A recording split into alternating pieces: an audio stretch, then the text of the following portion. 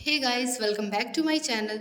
सो कल हमने पढ़ा था रेस्पिरेटरी सिस्टम में तीन टॉपिक, ठीक है। एक्सपेक्टोरेंट, एंटीटसिव्स एंड म्यूकोलिटिक्स, ठीक है। तो आज ये हमारा लास्ट के दो टॉपिक्स बचे हुए, फिर हमारा कंप्लीट हो जाएगा, ठीक है। तो ब्रोंको कॉन्स्ट्रिक्टर्स, उसमें एंटी एस्थमेटिक में मैंने ब्रोंको डायलेटर्स बताया था, ठीक है। तो ब्रोंको डायलेटर्स क्या होते हैं? जो कॉन्स्ट्रिक्ट ब्रोंक्यूल्स होती है या फिर जो उसको डायलेट करने के लिए, ठीक है। तो अब ये इसका जस्ट अपोजिट है, ठीक है। These are the drug that are use to reduce bronchodilation, ठीक है। ये क्या करता है? ब्रोंको डायलेशन को रिड्यूस करता है। जब ब्रोंक्यूल बहुत ज़्यादा डायलेट हो जाती है, ठीक है, बहुत ज़्यादा वाइड हो जाती है, उनको कॉन्स्ट्रिक्ट करने के लिए होता है, ठीक है, यूज़ होता है। अब इसमें कौन कौन सी ड्रग्स आती है? प्रोप्रानोलॉल, ठीक है, नोडोलॉल और पिंडोलॉल, ठीक है। इसकी ड्रग्स एज इट इज़ याद कर लेना, क्योंकि हो सकता हो एमसीक्यूज में पूछ दे ब्रोंको कॉन्स्ट्रिक्टर्स ड्रग्स के नेम, या फिर ऐसे 2 नंबर में भी ऐसे आ जाते हैं, ठीक है। तो अब देखते हैं इंडिकेशन किस में देते हैं। हाइपरटेंशन में देते हैं, एंजाइना पेक्टोरिस में देते हैं, टैकीकार्डिया में देते हैं, ठीक है। एंजाइना पेक्टोरिस क्या होता है? चेस्ट पेन होता है, सडन चेस्ट पेन, ठीक है, उसको कहते हैं। और क्या होता है? इस्कीमिक इस्कीमिया की वजह से होता है, ठीक है। अब टैकीकार्डिया क्या होता है? टैकीकार्डिया जो कि जब हमारी हार्ट बीट बहुत फास्ट हो जाती है, ठीक है। अब देखते हैं कॉन्ट्राइंडिकेशन। डायबिटिस मेलाइटस में नहीं देना है। ब्रैडीकार्डिया अगर किसी पेशेंट को उनमें नहीं देना। ब्रैडीकार्डिया क्या होता है? जब हमारी हार्ट बीट बहुत स्लो डाउन होने लगती है, ठीक है। अब हाइपर सेंसिटिविटी में नहीं देना है, ठीक है।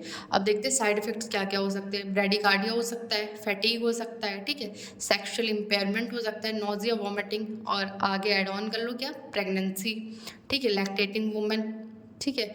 अब देखते हैं हम एंटीहिस्टामिन्स।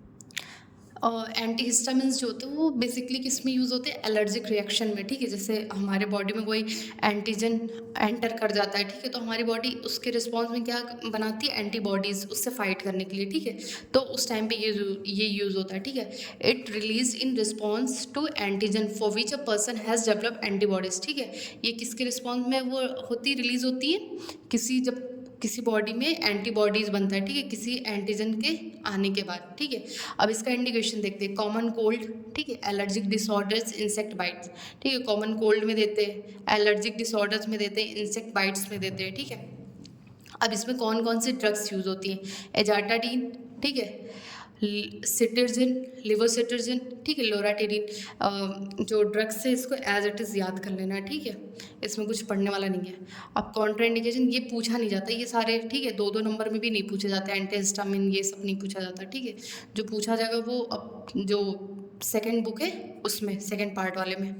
अब कॉन्ट्राइंडिकेशन में पेप्टिक अल्सर में नहीं देते हैं, ठीक है, प्री मैच्योर इन्फेंट्स में नहीं देते। पेप्टिक अल्सर क्या होता है? वो उसमें बताया था ना, जब हमारे स्टमक का पीएच बहुत ज़्यादा इंक्रीज़ हो जाता है, ठीक है, पीएच डिक्रीज़ होने लगता है। इंक्रीज़ है, डिक्रीज़ होता है, ठीक है। क्यों डिक्रीज़ होता है? क्योंकि एचसीएल का सेक्रेशन बहुत ज़्यादा होने लगता है, ठीक है, और जो म्यूकस मेम्ब्रेन होती है वो इरोड होने लगती है, उस टाइम पे देते हैं, ठीक है। Peptic ulcer pre mature infant में, क्योंकि उनका टॉलरेंस लेवल नहीं होता इतना, ठीक है। हाइपर सेंसिटिविटी में, प्रेगनेंसी में नहीं देंगे। अब साइड इफेक्ट इसके क्या क्या होंगे? सेडेशन, मतलब बहुत ज़्यादा नींद आना, ठीक है, dizziness, thick bronchial secretion. Thick bronchial secretion क्यों होगा? क्योंकि जो हिस्टामिन होता है, ठीक है, वो क्या करता है? हमारी बॉडी के जो सेक्रेशंस है उसको और ज़्यादा इंक्रीज़ कराता है, ठीक है, सेक्रेशन प्रोड्यूस कराता है। जैसे कि हमारे जो म्यूकस मेम्ब्रेन है, म्यूकस सेक्रेशन इंक्रीज़ करता है, सलाइवरी सेक्रेशन इंक्रीज़ करता है माउथ में, ठीक है, वो थिक कर देता है, ठीक है। जो हमारा जो म्यूकस होता है वो थिन होना चाहिए, लेकिन यहाँ पे अगर थिक हो जाएगा तो क्लॉट होने के चांसेस बढ़ जाते हैं, ठीक है। अब ड्राइनेस, ठीक है, ड्राई माउथ, ठीक है, माउथ में भी ड्राइनेस आने लगता है, ठीक है। तो ये हो गया हमारा एंटीहिस्टामिन। इसके जो नोट्स हैं, इसका शॉर्ट नोट मैं शॉर्ट्स में अपलोड कर दूँगी, ठीक है। अगर आपको कोई भी कन्फ्यूजन होती है आप हमसे पूछ सकते हैं, नहीं तो आई होप आप पढ़ रहे होंगे। ड्रग्स जो है कि प्लीज़ अभी से याद करना स्टार्ट कर दीजिए। So keep watching, thank you so much.